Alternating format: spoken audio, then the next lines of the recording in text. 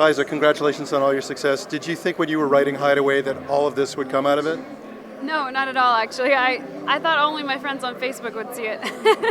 So I was a little bit I underpredicted myself. But I'm very grateful for it.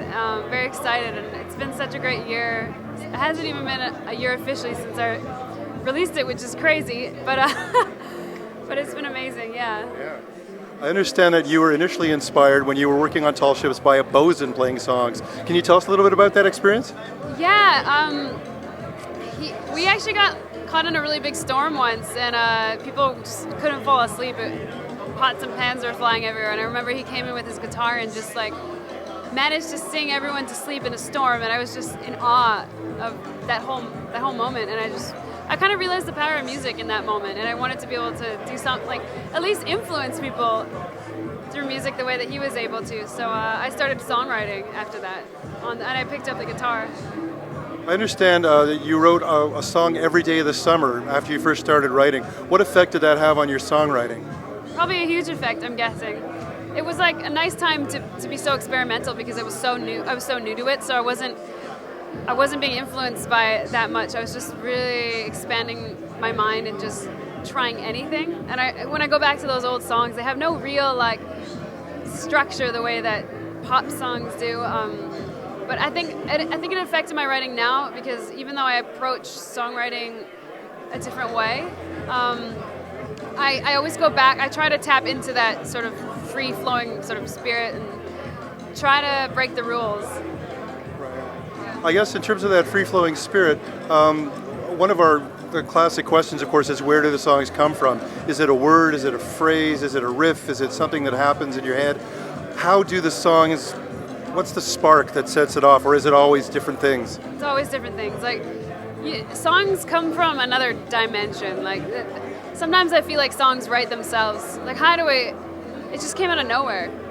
And I think life inspires. I mean, I think we hold a lot inside, and I think when you trigger it, when something triggers a memory or a story you heard or just a feeling, and you just let it flow, you don't overthink anything, you just sort of let your instincts drive it, I think it comes out of nowhere.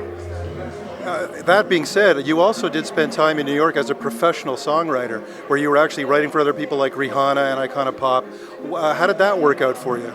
Great. I have 2 songs coming out in a DreamWorks movie, one that I'm singing, one that J-Lo just sang. Jennifer Hudson just did a song of mine. And yeah, it's a great honor when people want to sing your songs, really. And I'm still writing for other people a lot, because I write in so many different genres that, when a song feels like it should be mine, I'll keep it. But I write so many other songs that wouldn't make sense for me. You know, this it was sort of noticeable on the album because so much of it is that '90s dance pop feel. But there's a couple of tracks that are R&B, hip hop, more in that vein. So how does I guess you just go wherever it inspires you to go. Yeah, I mean that's how it started with Hideaway. I didn't sit and say I'm gonna write a song that sounds like the '90s. I just started singing that melody, and it just kind of happened like that. And then I love that. I just really love that vibe, and I love that era, and I love that sort of Chicago house style. So I thought it'd be fun to make a whole album that kind of was reminiscent of that era, without kind of like pigeonholing myself into just one, like being a dance artist. Like I wanted to show different sides of myself on my first album, and I thought that was important. So people are a little bit like confused when they hear the album, but I think it also displays a lot, just a lot of sort of the different areas or just different sides of me as a writer. So, and who knows where the next album will go? Really? Yeah. Any ideas where the next album will go? Not entirely. Like I just write as I go. I'm really into the like funk movement that's happening. So who knows? Maybe I'll funk it up a little. Maybe not. So I'd love to sort of, keeping with the sort of like a little bit of the electronic feel that I have, I'd love to still bring in a lot more live musicians. So I think that'd be a lot of fun, especially for touring. It just, with a whole live band, anything's possible on stage, and I love the unpredictability of a live show. So yeah. So for younger SOCAN members who might be wanting to sort of go viral with a video and kind of try and capture that the way you capture with Hideaway. Do you have any advice to them or any words that wisdom you might impart? I didn't know my video was gonna go viral, so it's hard to say like what. But I think what people respond to is things that are really genuine and sincere. And what I noticed people really liked about my video was that they felt like they could just jump into it. Like nothing about it was too perfect.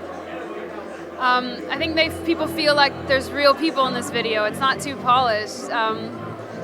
So don't be afraid to just be yourself. Don't feel like you have to wear tons of makeup or have perfect lighting, or sometimes the simplest concepts work out the best, and you can't predict a viral video. I think viral things happen when you're not trying to make it viral. I heard that for the Hideaway video, you actually had a broken rib, and Yes. you shot it anyway. And with that, can you tell that story? Yeah, I still semi-suffer from that rib injury, probably because I did it, Hideaway on a broken rib. I injured it, and I could tell it was injured during the rehearsal process. I didn't know it was a hairline fracture, so it's classified as a sort of a small break. Thank God I didn't know that it was a break, because I probably would have second-guessed myself, but it just hurt a lot. So I was like, okay, I'll just do it. Thankfully for adrenaline, I didn't really feel any pain while I was doing it. It was only in between takes and afterwards. And I was stuck in a bed for a month after that video. I was supposed to be stuck in bed for like 3 to 6 months, but I took 1 month off, and then I couldn't stay in bed any longer.